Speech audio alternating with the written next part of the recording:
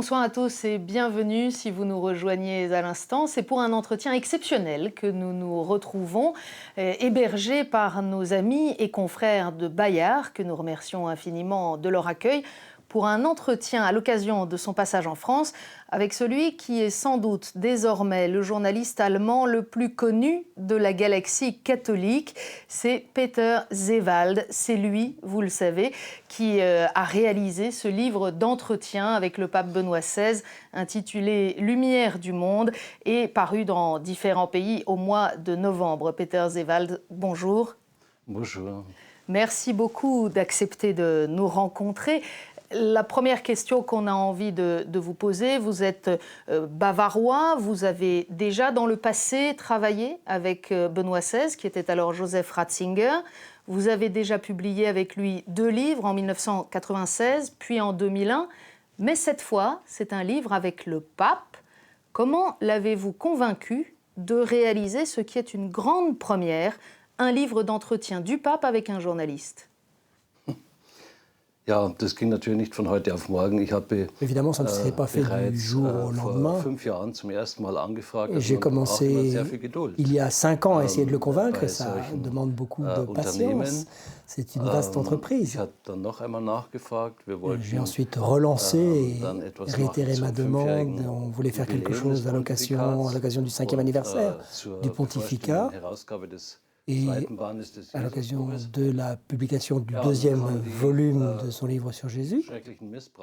Et puis il y a eu les terribles scandales d'abus sexuels qui ont donné une actualité supplémentaire à ce projet d'entretien. Et je pense que ça a aussi contribué à faire en sorte que le Saint-Père ait considéré que c'était une occasion de réagir de manière très moderne pour s'adresser à l'opinion publique. C'est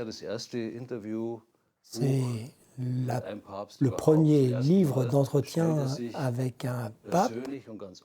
Il s'exprime de manière très personnelle et très ouverte pour s'exposer aux questions critiques d'un journaliste.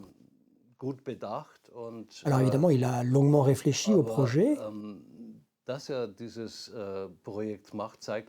mais qu'il ait finalement accepté de le faire, cela montre bien que c'est quelqu'un qui n'hésite pas à affronter des questions critiques, au contraire.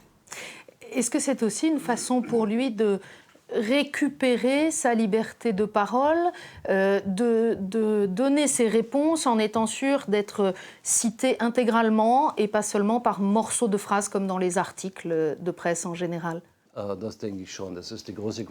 Oui, je crois effectivement que c'est une des grandes qualités de ce livre pour lui. En tant que journaliste, j'ai aussi suivi très attentivement la manière dont, au cours des dernières années, le pape Benoît XVI a été perçu par l'opinion publique à travers les médias. Et j'ai vu cet écart grandissant entre ce que dit le pape, ce que fait le pape et le compte-rendu qui en est fait dans la presse. Et cet entretien, c'est une occasion de mieux connaître le pape. Quand on lit le livre, on l'entend en version originale. Ce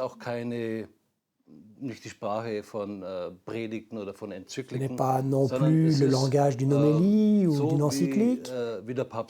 C'est comme ça que le pape s'exprime lorsqu'on lui pose des questions, qu'on discute avec lui. Et est-ce que vous, qui avez mené cette opération, vous avez encore conscience que c'est quelque chose de tout à fait révolutionnaire, que c'est d'une audace incroyable que le pape s'exprime de cette façon ? Moi, je ne vois pas les choses forcément de manière aussi extrême, même si évidemment ça apporte une nouvelle qualité à la papauté. Mais bon, je le connaissais déjà. Je savais que c'est quelqu'un qui souhaite le dialogue, qui exige le dialogue. Je savais que c'est quelqu'un qui n'a pas peur des questions qu'on peut lui poser. Et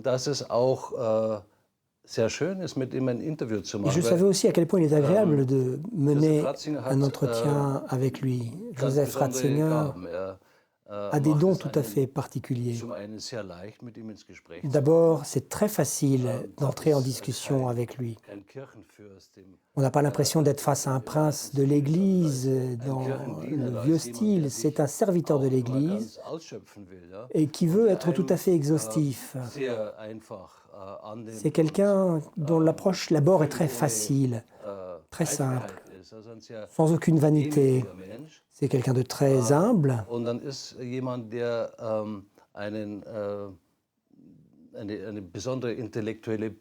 Et le Saint-Père est aussi quelqu'un de très brillant au plan intellectuel. Mais tout à la fois, il a aussi ce don d'exprimer des choses très complexes avec des mots très simples. Et il a une fibre poétique qui l'aide. C'est un poète, c'est un musicien aussi. Et il a cette fibre qui l'aide et qu'on n'avait pas vraiment perçue jusque-là.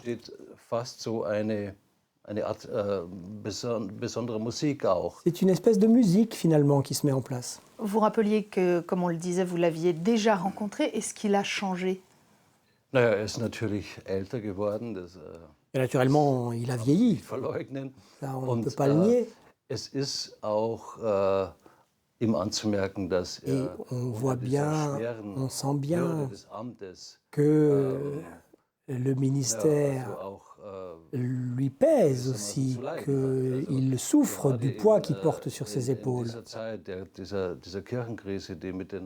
Avec cette période de crise que traverse l'Église, avec ces scandales d'abus sexuels, on sent que ce sont des choses qui vraiment lui tiennent à cœur et qui le touchent profondément.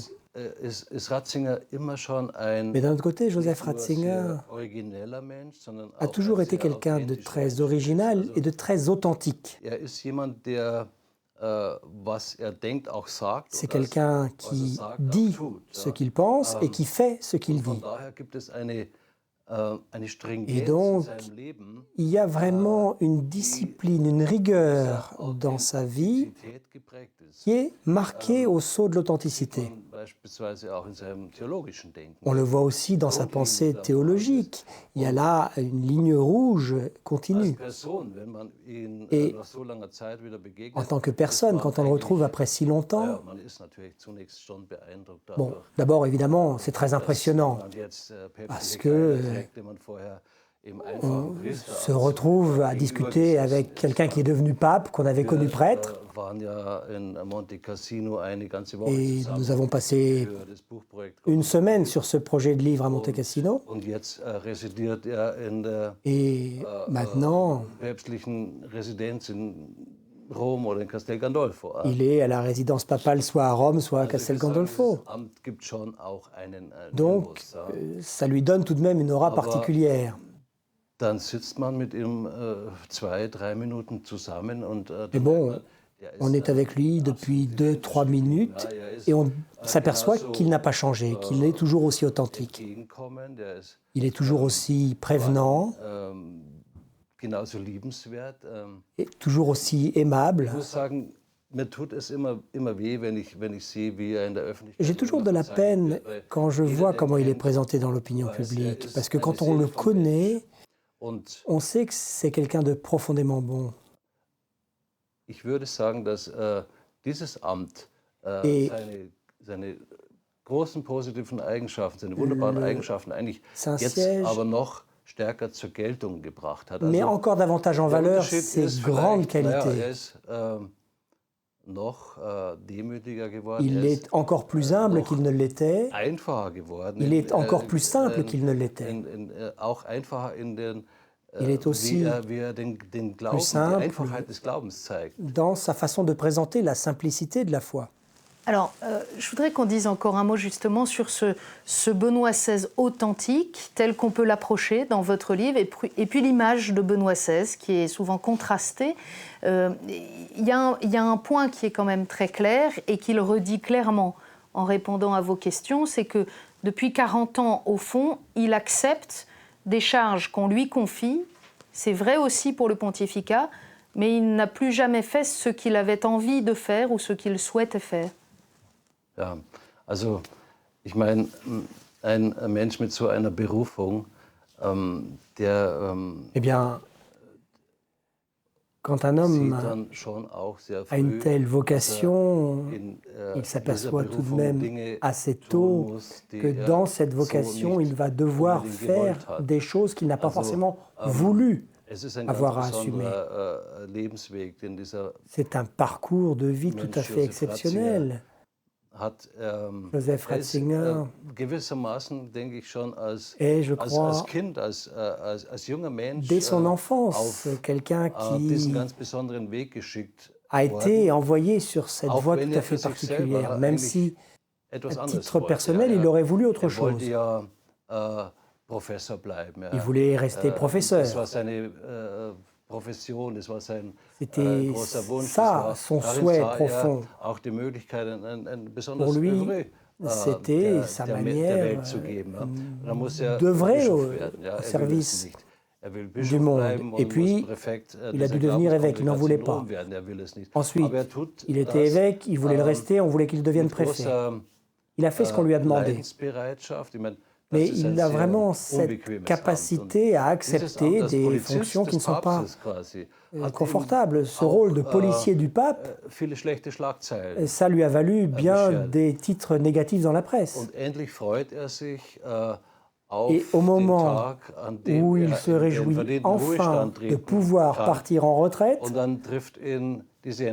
voilà qu'il est à nouveau confronté à une décision qu'il n'a pas voulu. Ça lui est vraiment tombé dessus, il est sous le choc, il est très inquiet et il ne peut que s'en remettre à la prière.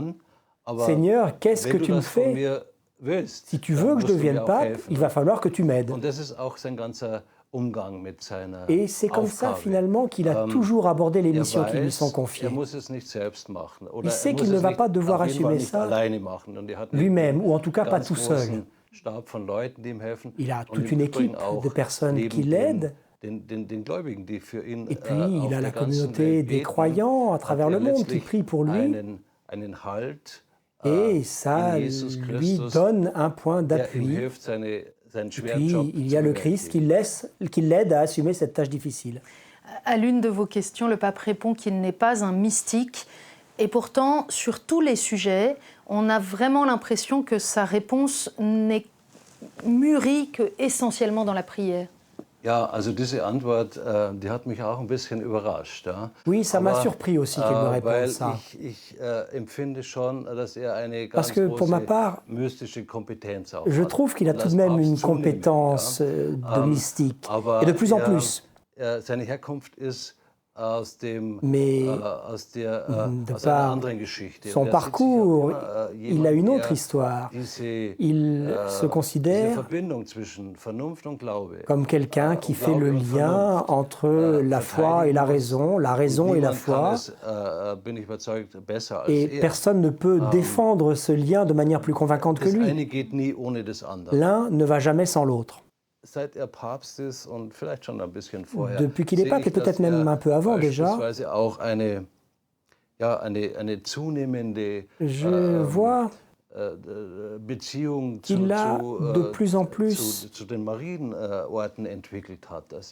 un rapport privilégié avec les lieux consacrés à la Vierge.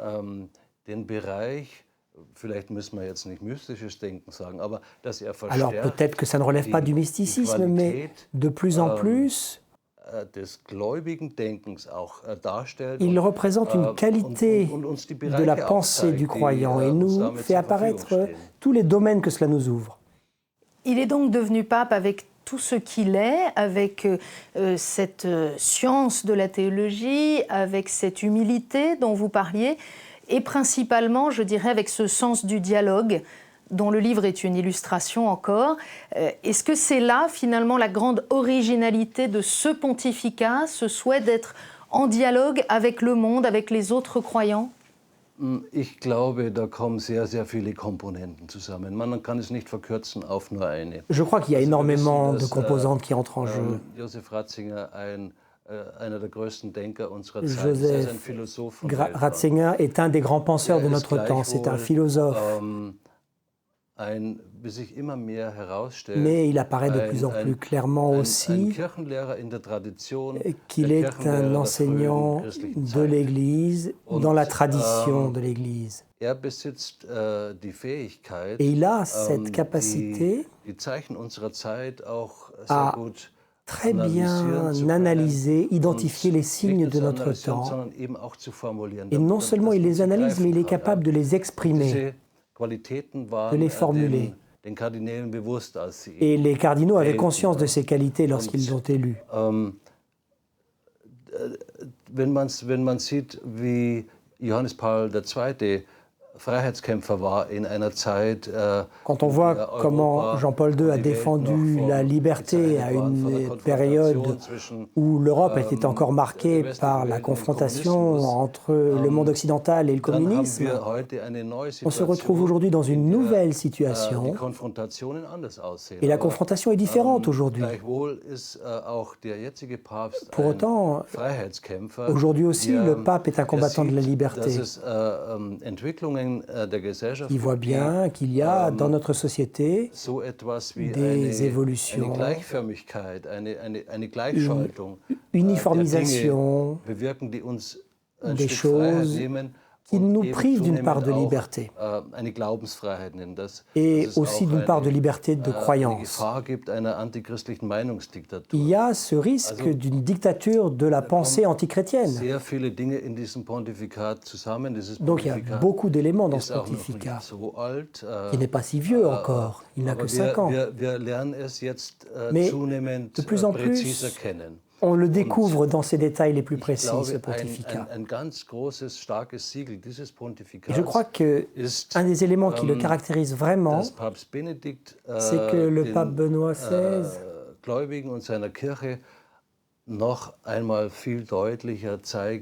veut montrer encore plus nettement aux croyants et au monde la nécessité d'un rapport simple à l'Évangile, dont on aurait retiré la complexité. Et que toutes les complications qui sont apparues autour, il faut s'en affranchir pour retrouver le trésor qui est au cœur de l'Évangile. Et pour lui, pour ce pontificat, c'est ce qu'il dit aussi clairement dans le livre, c'est vraiment la mission du moment pour l'ensemble de l'Église, pour l'ensemble du clergé.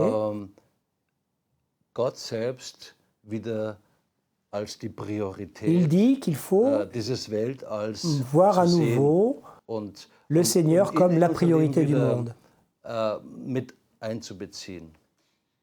Précisément sur ce sujet, on peut avoir le sentiment que les questions, les thèmes que vous abordez sont assez noirs. L'état du monde n'est pas brillant, l'avenir de la création, la manipulation de la vie humaine.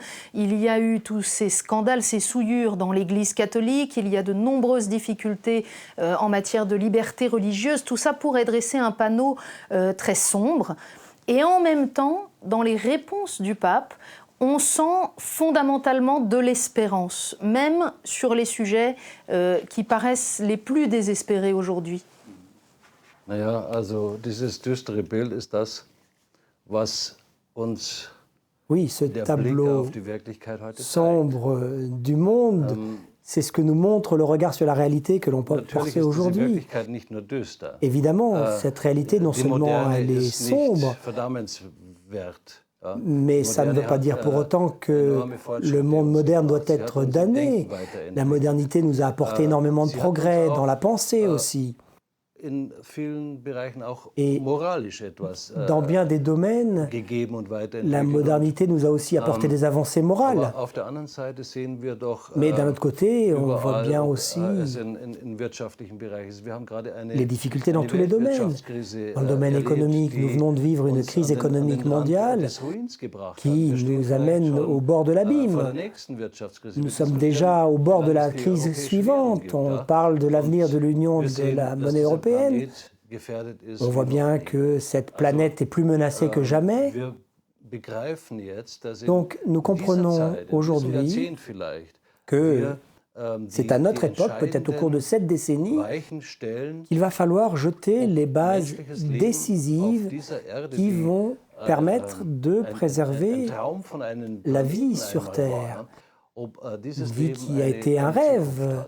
Est-ce que cette vie a encore un avenir ? Nous le voyons tous lorsque nous regardons le monde. Cette vie d'aujourd'hui est fascinante, elle offre énormément de choses, et puis d'un autre côté, on voit bien aussi les qualités qui nous échappent. On a de moins en moins de temps, on est stressé, on est manipulé par des idées préconçues. Évidemment, ce sont aussi des sujets qui sont abordés dans le livre. On voit apparaître un débat éthique lié au progrès de la médecine. Ce sont des questions qui ne se posaient pas autrefois. Et l'Église aussi est en plein bouleversement. L'Église d'hier, elle n'existe plus sous cette forme. Donc aujourd'hui, il faut replacer l'Église dans ce nouveau monde et c'est le travail qu'il faut faire. Donc dans le livre, on porte un regard très critique sur l'ensemble de ces sujets, l'ensemble de ces problèmes, mais le pape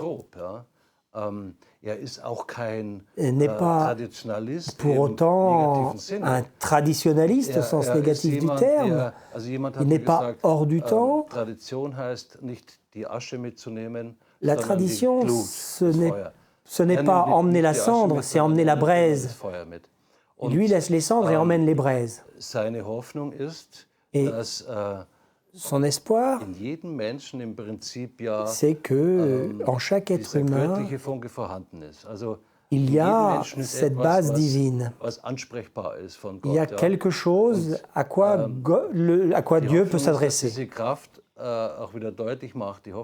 Et l'espoir, c'est que cette énergie s'exprime, que l'Église catholique, qui doit passer par un processus de purification, va y arriver. Il est très optimiste.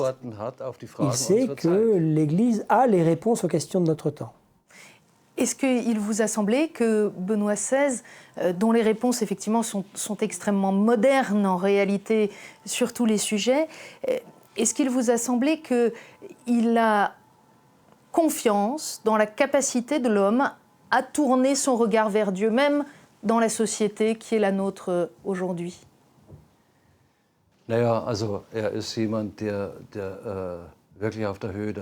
Oui, le pape est tout à fait dans la modernité, dans l'ère du temps. Il ressent bien les choses. Il ne se nourrit pas d'illusions. Ce n'est pas un rêveur. Il connaît les grands courants qui agitent le monde et qui ne vont pas forcément toujours vers le Seigneur et vers le ciel. Mais il sait aussi que l'Église catholique porte en soi une intelligence, elle peut convaincre à partir des évangiles, à partir du récit des évangiles, et beaucoup vont apprécier ce trésor.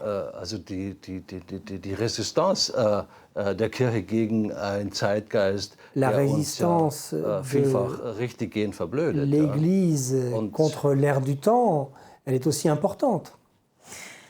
Peter Zewald, on arrive déjà presque à la fin de cet entretien. On aurait encore 1000 questions à vous poser, bien sûr, mais dans le livre, vous brossez avec Benoît XVI un panorama d'une très grande largeur sur tous les sujets, on l'a dit. Vous avez passé 6 heures d'entretien avec le pape, c'est beaucoup et c'est très peu. Qu'est-ce qu'il vous reste, en plus de ce livre, de cette expérience à titre personnel? Qu'est-ce que vous gardez de plus fort de cette nouvelle séance de rencontre? Ce qui me reste, c'est davantage d'espérance.